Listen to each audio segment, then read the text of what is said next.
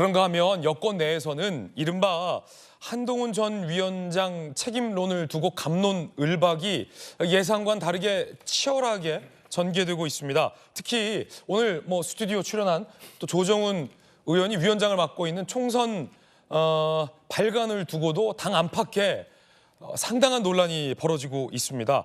한동훈 책임론이 일각에선 제기되고 있고 이른바 친한계 인사들이 발끈하는 대목도 오늘 조간신문에 보도되고 있습니다. 함께 보시죠. 서울 지역 낙선자들 어제 총선 백서 특별위 비공개 회의. 한 전 위원장의 선거 전략이 패착이다. 팀워크가 아니라 원맨쇼다. 여당이 국정 비전을 제시해야지 심판으로 나갈 건 아니지 않느냐. 2조 심판론에 대한 한동훈 비판론 의견이 어제 제기됐다고 합니다. 그러자 친한계 쪽에서 책임질 주체를 정해놓고 작업을 진행하는 거 아니냐. 총선 백서 특위가 패배 책임 떠넘기기에 앞장서고 있다라며 발끈하는 목소리도 나오고 있습니다. 그 가운데 이상민 의원 같은 경우는 아니 한동훈이야말로 이 당을 수습할 적임자가 아니냐라며 무게를 실었는데 들어보시죠.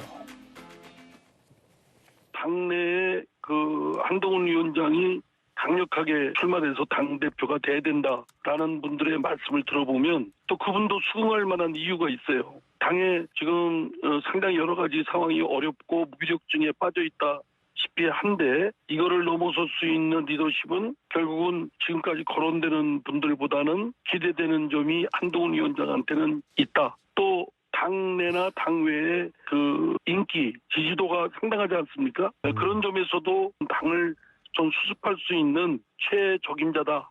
이렇게 생각들 하는 분들이 상당히 많이 있어서 딱히 그 점에 대해서 반론을 제기하기가 좀 쉽지는 않습니다. 당 안팎에서 논란이 뜨겁습니다. 낙선자들을 중심으로 아니 총선 패배에 한동훈 위원장의 탓이 있다. 책임이 있다라는 얘기들이 나오자 한동훈 전 위원장을 지지하는 지지자들과 친한계 인사들 사이에서 아니 특정한 사람을 특정해놓고 백서를 쓰는 거 아니냐, 이게 뭐 하는 거냐 라는 여론도 거세지고 있습니다. 그러자 황우여 비대위원장이 개인 책임을 추구하는 식으로는 하지 말자라고 진화에 이른바 나섰다라는 건데요. 얘기 들어보시죠.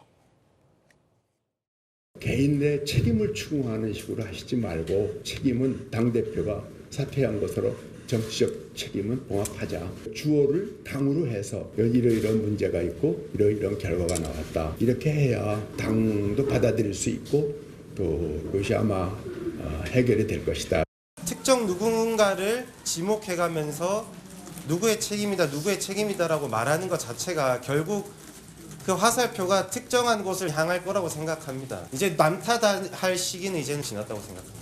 인물 책임론을 피하면 총선 패인 진단이 불분명해진다는 지적도 나오는 것 같은데 어떻게 생각하십니까? 직설법을 쓰나 은유법을 쓰나 읽는 사람들은 다 해석할 수 있을 거라고 생각합니다. 자, 오늘 스튜디오에 출연한 조정훈 의원, 패배 원인을 대충 덮고 넘어가자는 건 아닐 것이다. 황우여 비대위원장의 발언에 이렇게 답변을 해서 오늘 많이 보도되고 있습니다. 한 전 위원장에게 물을 건 묻겠다.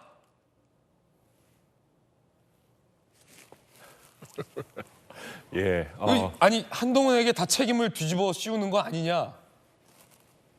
제가 좀 말씀을 드려도 될까요? 네. 이제 패널로 나왔는데 제가 이제 관련된 얘기를 한다는 게 얼마나 적절한지 모르겠지만 적절해 보입니다. 네, 이걸 피해갈 수 없을 것 같아서 부족한 사람이 총선 백서를 쓰려고 하니 부족한 게 여러 가지 보이는 것도 사실입니다. 그래서 많은 분들의 도움을 얻으려고 한 18분 위원장을 모셨습니다. 앞으로 나아가고 있는데 상당히 뜨거운 갑론을박이 벌어지고 있습니다. 예. 지난 주말인가요? 제가 아파트 단지를 걸으면서 이 조정훈이 조정훈에게 한 가지 질문을 해봤습니다.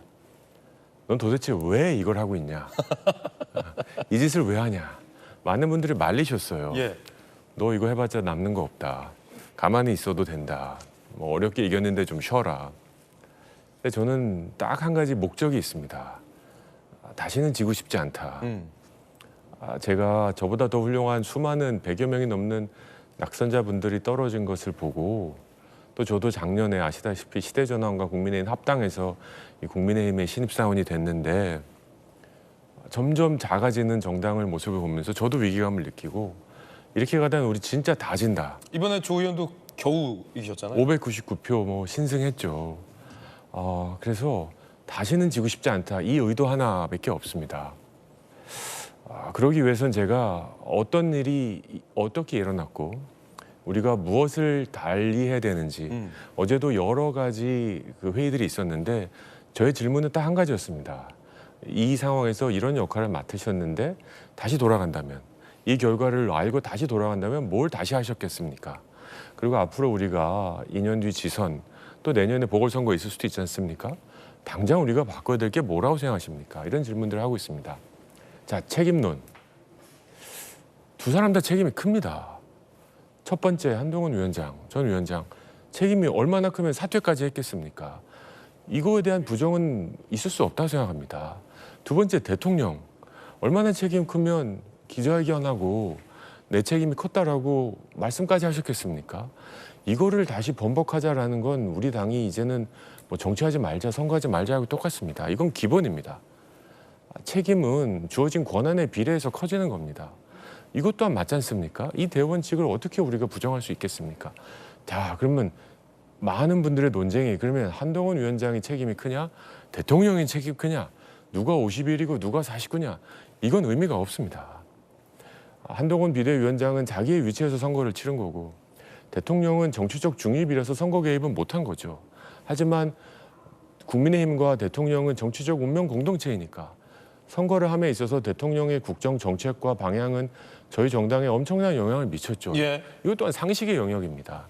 따라서 그러니까 대통령의 정치적 중립임에도 불구하고 무겁게 책임을 받아들인다.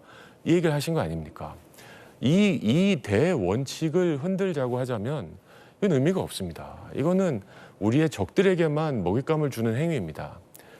다행히 감사하게도 한동훈 비대위원장이 내 책임이라고 그 다음날 사퇴하셨고 얼마 지나지 않아서 대통령도 내 책임이다 하고 미안하다라고 하셨습니다. 그러면 공간이 열린 겁니다. 그 누구도 책임을 회피하지 않는 거죠. 이제 개혁과 변화의 공간이 열렸기 때문에 이제 우리는 바꿔야 될 시간입니다. 바꾸기 위해서는 뭘 해야 되나요? 뭘 잘못했는지 알아야 될 거 아니겠습니까? 뭘 잘못했는지 모르는데 뭘 바꾸겠습니까? 그래서 저는 그리고 또 한 가지는 이 와중에 우리가 108석밖에 못 얻었지만 잘한 사람도 있습니다. 숨어서 소리 안 나게 드러나지 않게 정말 죽을 힘을 다해서 열심히 한 사람도 있습니다. 그 사람들의 공도 드러내야 된다고 생각합니다. 저는 그래서 뭐 공천 과정, 공약, 조직, 홍보, 여의도 연구원, 당정 관계 정말 거칠 거 없이 다 어떤 일이 일어나는지 다 알아야 되겠다. 그리고 이렇게 아는 것은 우리가 변화하는 첫 번째 시작이다. 예. 그래서 많은 분들이 황우여 비대위원장께서 제가 그 자리에 있었는데 이런 말을 하셨습니다. 조선 왕조 실록처럼 만들어 달라. 저는 약간 두려웠습니다. 조선 왕조 실록 읽어보시면 살벌합니다. 왕 뒤에 서가지고 정말 거칠 것 없이 다 써내려갑니다. 그걸 주문하셨는데 어떻게 책임론을 덮으라는 것을 해석할 수 있는지 좀 이해가 되지 않습니다. 그러면 특정한 한 사람, 그러니까 소위 한동훈 전 위원장에게 책임을 뒤집어 씌운다든가 한동훈을 타깃으로 놓고 쓰는 백서는 결코 아니다. 한동훈 위원장은 책임이 있습니다. 예. 그래서 본인이 사퇴를 했고 대통령께서도 대통령실 책임이 있습니다. 그래서 사과를 했습니다. 이건 제가 하는 게 아니라 두 분이 자기 입으로 하신 얘기입니다. 예. 근데 이거의 무게를 따져라. 누구의 책임이 더 무거워서 저울이 어디로 기울으냐. 이건 저희 역할이 아니죠. 왜 책임이 있다고 하시는지 한동훈 위원장이 자기 위치에서 어떤 걸 조금 달리했으면 우리가 조금 더 좋은 결과가 있었을지 이건 저의 영역이 맞습니다. 대통령실의 국정 운영과 태도는 어떻게 했으면 더 좋았을지 이건 저희의 영역이 맞습니다. 그래서 우리가 뭘 바꿔야 될지 영역은 맞습니다만 딱 내놓고 한동훈 뭐 49.5, 윤석열 51점 몇 또는 그 반대로 이게 어떻게 과학적으로 가능하겠습니까? 그렇군요. 제가 할 수 있는 최대치는 지금 설문조사를 돌렸습니다. 254명 출마자 전원에게 설문조사를 예. 돌렸고 200명 당직자 전원에게 설문조사를 돌렸고 600명 우리 보좌진 전원, 출입기자 전원에게 드려서 과반 이상의 지금 설문 회수를 받았습니다. 분석을 시작했고요. 저는 이거가 가장 우리가 받을 수 있는 합리적이고 객관적인 평가라고 생각해요. 이걸 누가 조작할 수 있겠습니까? 지금 대선 주자급들이 다 총선 백서에 대해서 한마디씩 하고 모든 시사평론에서 제 사진이 나오는데 제가 무슨 용기로 이걸 조작하겠습니까? 있는 그대로 다 발표. 있는 그대로 하는 거다. 예. 한 전 위원장 면담은 일정 잡으셨습니까? 이제 결과가 분석되는 대로 지금 어제 뭐 상황실, 예. 그다음에 이번 주에 공관위 하고 그다음에 장동혁 사무총장 오늘 아마 귀국하시는 걸로 알고 있는데 뵙고 결과 갖고 마지막으로 한동훈 위원장, 비대위원장 만나서 이 결과에 대한 본인의 소회 들어야 된다고 생각합니다. 그렇군요. 그 와중에 국민의힘 차기 당대표 적합도 여론조사들도 실시되고 있습니다. 함께 보시죠. 한동훈 48, 원희룡 13, 나경원 12, 유승민 9, 안철수 6. 당원들 사이에서는 여전히 한동훈 전 위원장의 지지가 압도적. 전체 지지율을 보더라도 한동훈 26, 원희룡 7, 나경원 9, 유승민 18, 안철수 7. 정익진 변호사님, 네네. 조정훈 의원, 백서발간 위원장 뜨거운 감자 스튜디오에 모시고 여러 가지 이야기 지금 진솔하게 듣고 있고요. 다 물어보셔도 됩니다. 이제. 네. 당내에서 그럼에도 불구하고 계속해서 이 논쟁이 지금 계속 뜨거워요. 정익진 네네. 변호사님 어떻게 보십니까? 글쎄요, 문제가 발생하면 제가 아는 한 좋은 조직은, 건강한 조직은 그 문제를 어떻게 해결할 것이냐, 거기에 집중을 해요. 좋은 나라도 마찬가지고 흥하는 나라는 그렇게 가는데 망하는 나라는 어떻게 가느냐. 문제가 발생하면 그게 네 책임이냐 내 책임이냐, 이게 이순신 책임이냐 원균 책임이냐 선조 책임이냐, 뭐 이런 식으로 나가는 거 아니겠습니까? 그런데 지금 제가 봤을 때는요, 국민의힘 상황이 국민의힘이 1이면 야당은 2잖아요. 예. 그러니까 여당이 야당이 절반밖에 안 돼요. 그러니까 조정훈 의원 같은 국회의원은 1인당 최소한 2명 이상의 역할을 해야, 그래야 이제 견제가 되는 겁니다. 지금 그런 상황에 봉착을 했는데, 그런데 그럼에도 불구하고 이번 총선과 관련해서 누구 책임이냐 이렇게 이야기할 만한 그런 한가한 시기인가. 예컨대 국민의힘이 한 130석 얻고 민주당이 한 140석 얻었다. 그것도 패배한 거 아니겠습니까? 그런 상황에서 이번 총선에 누가 책임이냐 이런 거 따지는 거는 그건 저는 맞다라고 생각을 하는데,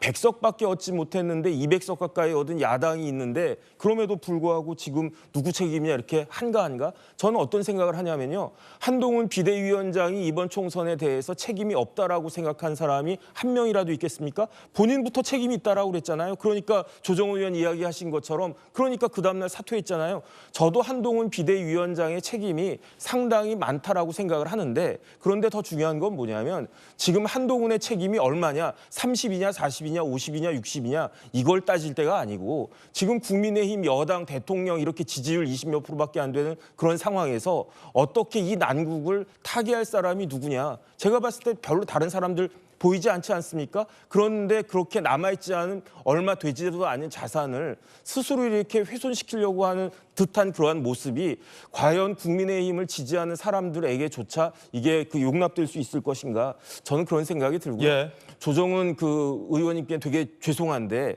백서를 만들겠다라고 하는 시기가 너무 빨랐던 것 같아요. 제 생각에는 지금 이렇게 엄청난 패배를 겪었을 때에는 몇 달 정도 이제 숙성의 시간을 갖다가 딱 거친 다음에 새로운 당대표가 취임한 다음에 그 당대표에 따라가지고 아니면 외부에다가 뭐 컨설팅을 준다든지 그런 식으로 해가지고 백서를 만드는 것이 더 좋지 않았을까. 굉장히 조정훈 의원이 어려운 자리를 맡고 어려운 일을 맡았다. 저는 그 생각을 갖다가 하는데, 어쨌든 그렇기 때문에 백서가 굉장히 뜨거운 감자가 되고 있는데, 그렇기 때문에 조정훈 의원님이 좀 잘 만드시면은 진짜로 좋겠다 그런 생각이 듭니다. 예.